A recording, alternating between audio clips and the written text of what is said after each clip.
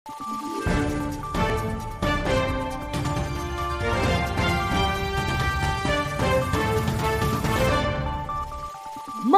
araw, Pilipinas! Ito ang Valiente News hatid sa inyo ng Office of the Vice President.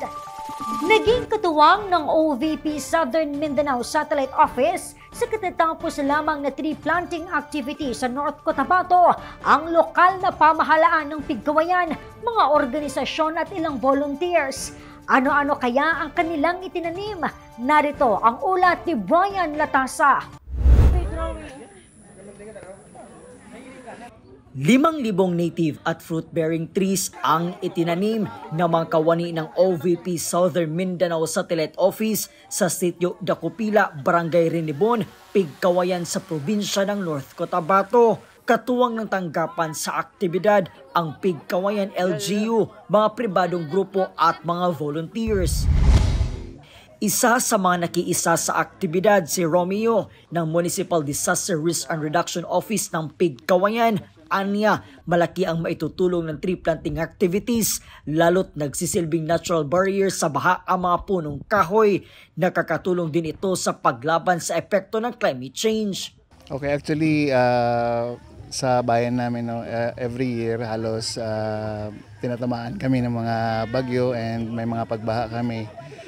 Recently, in 2024, nagkaroon tayo ng baha dulot ng Tropical Depression Christine. So as part ng program ng LGU, nag-launch kami ng aming Climate Action Network. And then ngayon yung initiative natin, nakikitay up tayo sa program ng Office of the Vice President to plant 5,000 trees ngayon sa ating mga uplands. So ang significance niya is ma-reforest natin yung uplands natin para hindi bahain yung mga lowlands natin. Ikinagagalak naman ni Romeo na nakarating sa kanilang bayan ang programang Pagbabago, a Million Trees Campaign ng tanggapan ng pangalawang Pangulo sa pamumuno ni Vice President Inday Sara Duterte. We are very fortunate na dito ang napili na site or area na pagtatamnan ng mga fruit trees. Sabi nga kanina ni Vice, sa buong North Cotabato, sa Pigkawayan lang, sa Pigkawayan ang napili. So we are very fortunate, and then siguro medyo timely din and kuwan din sa lugar namin na bahain.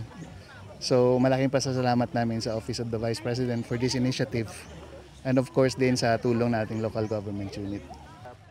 Mula po dito sa bayan ng Pigkawayan, North Cotabato, ako po si Brian Latasa. Ang lahat para sa Diyos, bayan at pamilyang Pilipino. Valiente News.